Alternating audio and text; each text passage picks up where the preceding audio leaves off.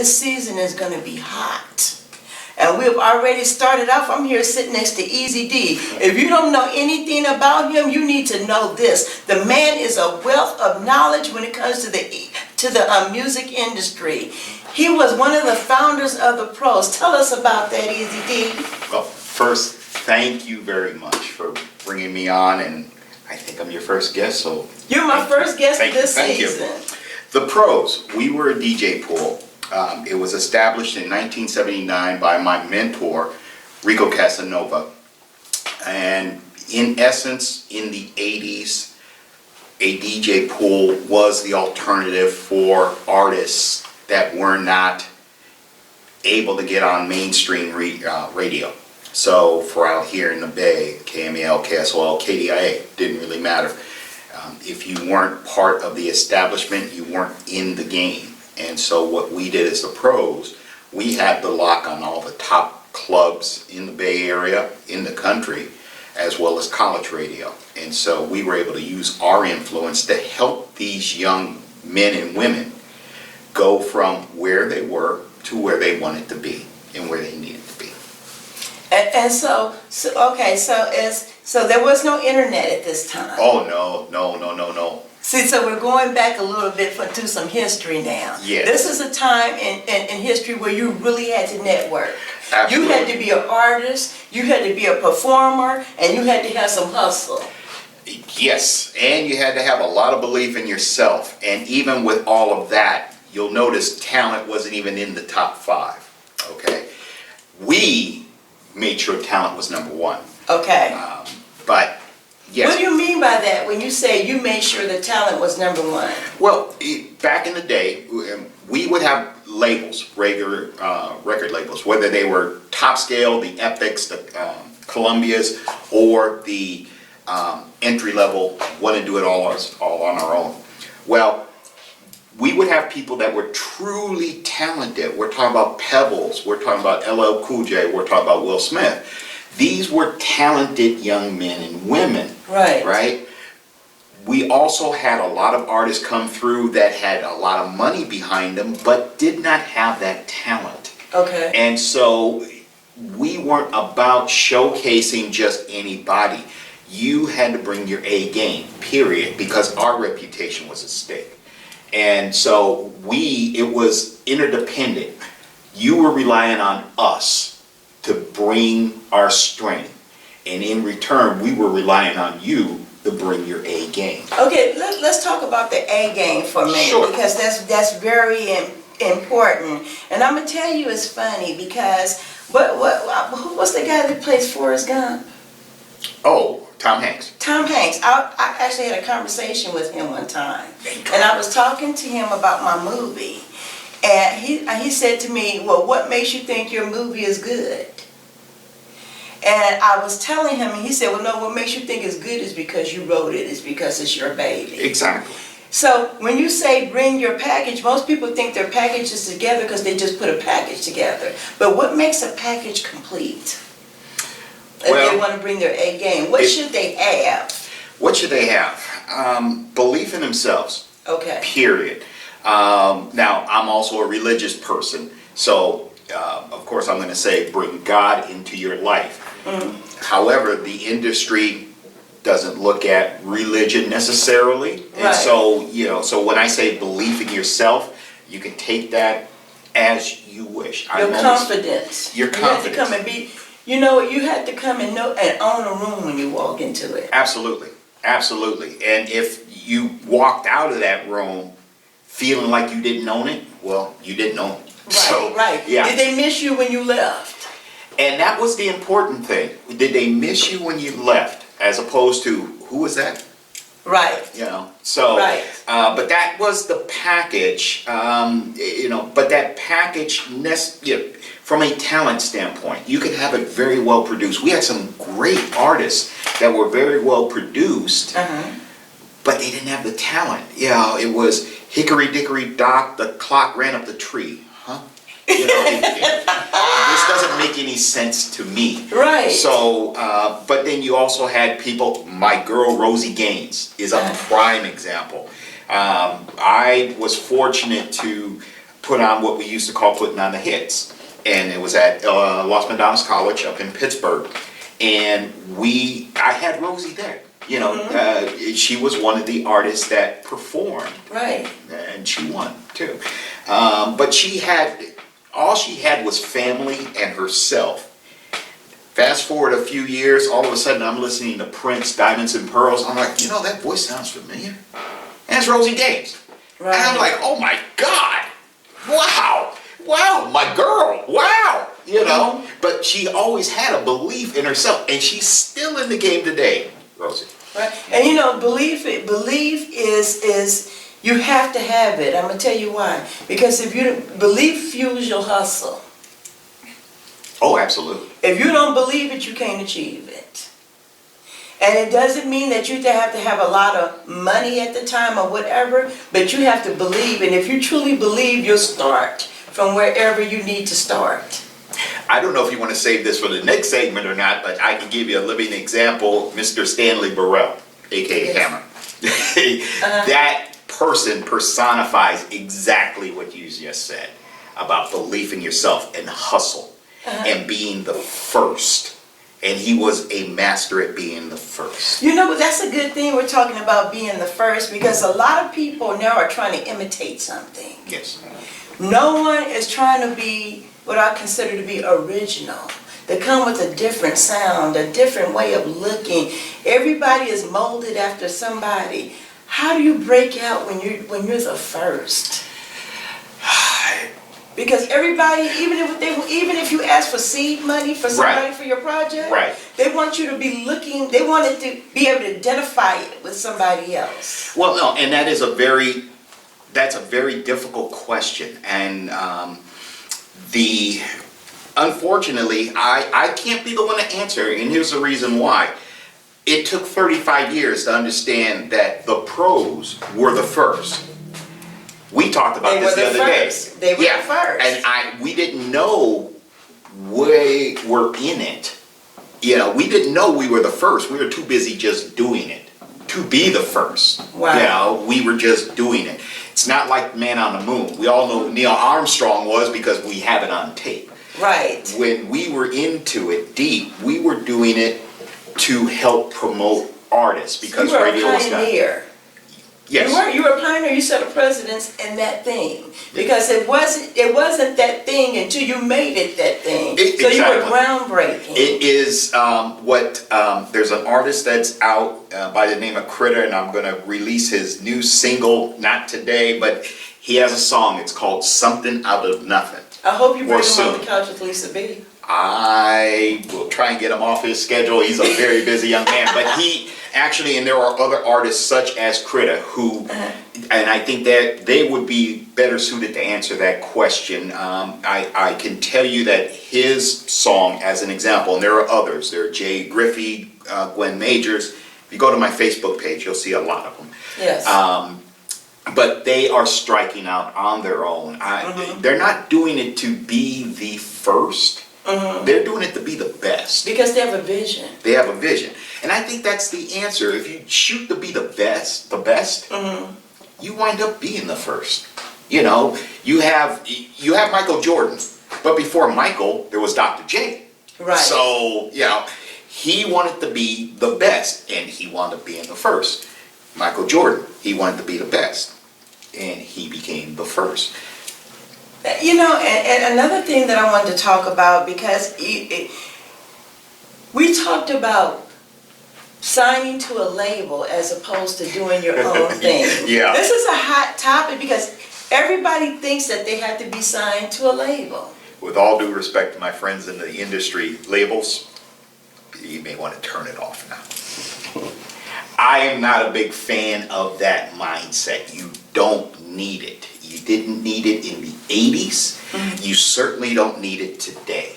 All right? And just the real short version, the less than 2 minute version, is there is such a wealth of information out there and avenues that were not even conceived of when we started You know, an artist had to spend so much upfront money putting the wax together, getting it packaged, Right. getting it out to people, giving it away so that they would have a chance of playing it. Right. There was all that time, effort, and money. I can think of one artist, one tweet, talking about one song on one platform, and will do more than anything. I'm gonna need you to save that thought. Sure. Because we're going to a commercial break. Now, when we come back, what we're gonna talk about is the same thing. Because I'm gonna tell you, as an author, my biggest dream is to be signed to Simon & Schuster. Good for you. I don't think you need it, but good for you. Right, but that has always been my aspiration. Well, that was when I started out, because that's what I knew. Right. But knowing what I know now, it's not my goal anymore. Good for you. You understand what I'm saying? My Exactly. goal is to get my product out, to satisfy the people, to gain more people, and to distribute my own platform and on my own platform, my own product. We're going to commercial. Keep Okay. your thought.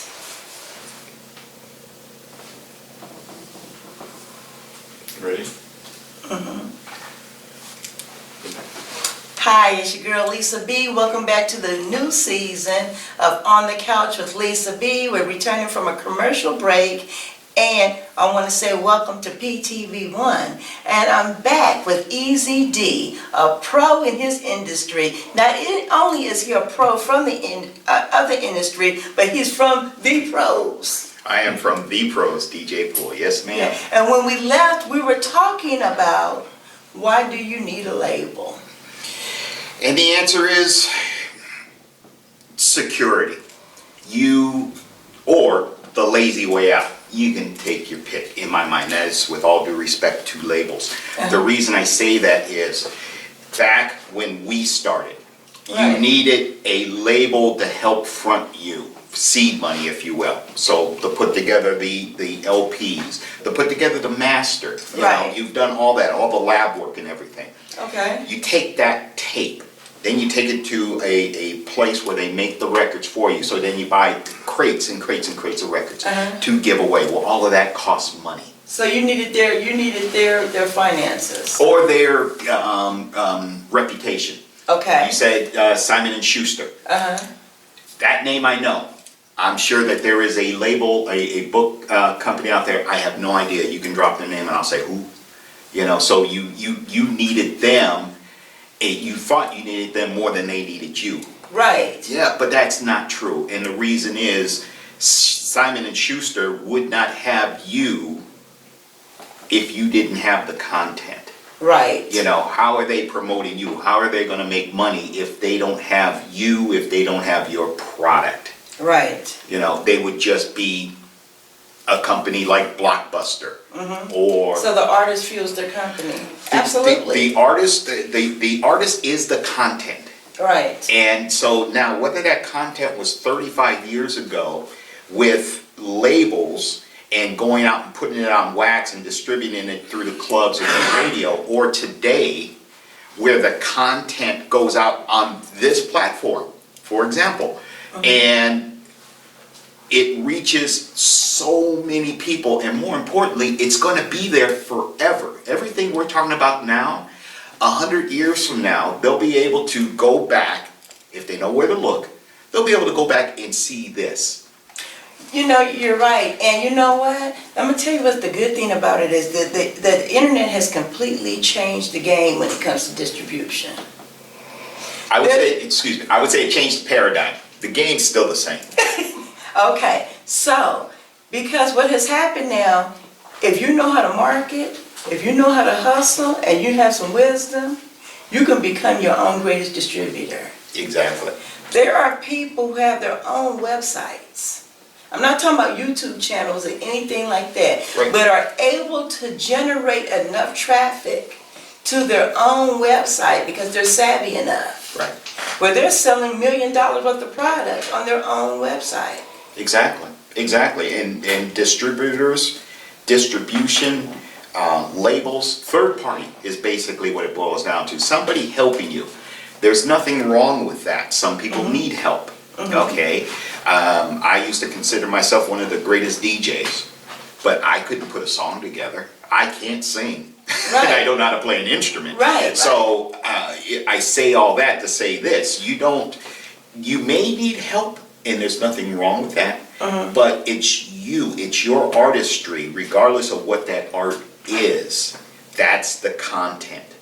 And with the environment the way it is today, you can create your own website. Right. And you don't have to do a thing with it after that, because it will start to build on its own. Now, the more you put into it, of course, the greater the expansion. But you have to put the work in. You know. You have to put the work in, and one of the things that I used to like about labels is that they had artist development. Because you can have all the stuff, you can have all the talent in the world, but if you don't know how to talk to anybody about your product, if you can't explain your own product, you understand what I'm saying? Absolutely. If you can't sit in a meeting and articulate yourself well, if you don't know how to present yourself, then it doesn't matter about your gift. Right, right, absolutely. And that's where you had A&R people, okay? Again, there wasn't and isn't anything wrong with a label per se, okay?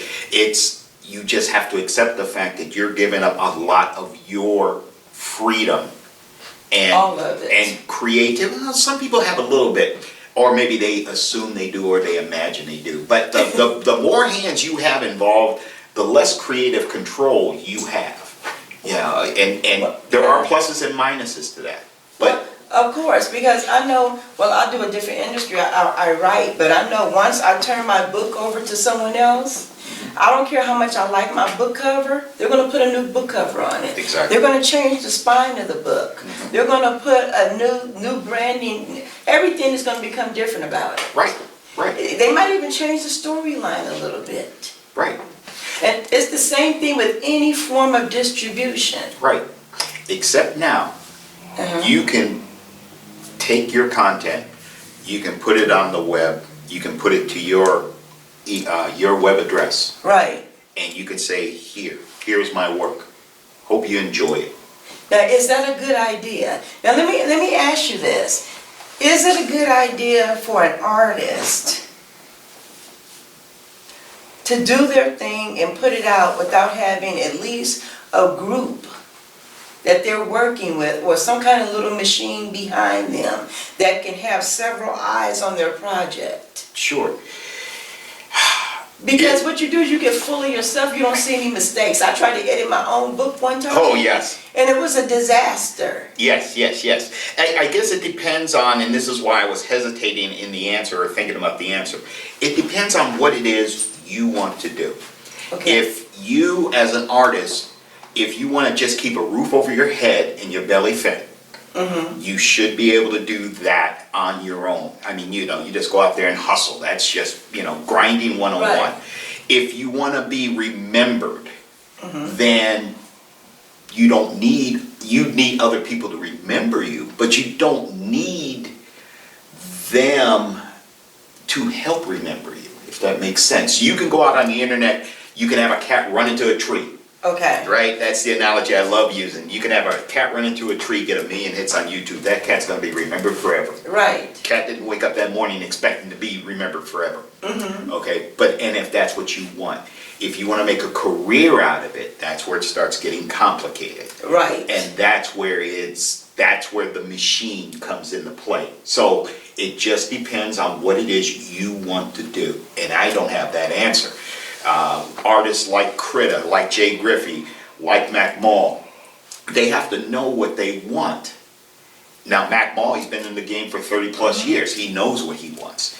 Artists like Critta and Jay Griffey, I believe they know what they want, so. So you're saying you have to know what you're working towards. Exactly. And so if you know this is the end result I want, then all your steps along the way should be working towards that end result. Right. And see, that's why I was talking about quality. Because quality is everything. It's everything, especially when you're talking about your product. and having eyes on your product. Because when you do something, of course, you look at it, you like it. I remember one time we were doing a church event, right? I always use this, and we put our money together, and we got 5,000 Wow. of these cards printed up, right? Mm-hmm. And nobody had money at the time. So after we got the cards, guess what? What? The lady never had anybody look at it before she ordered it. They did the graphic, she didn't put the date. Oops. Yeah, well. But the flyer looked good. The flyer looked great. So that's what I talk about when I talk about individual artists, Right. not having anyone working with them.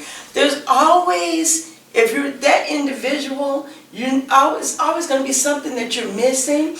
But when you can even just have a group of your friends. Exactly. Who come over and look at your stuff and look at your product. And this is what I want to talk about. You can't be thin-skinned in the industry. Oh, no.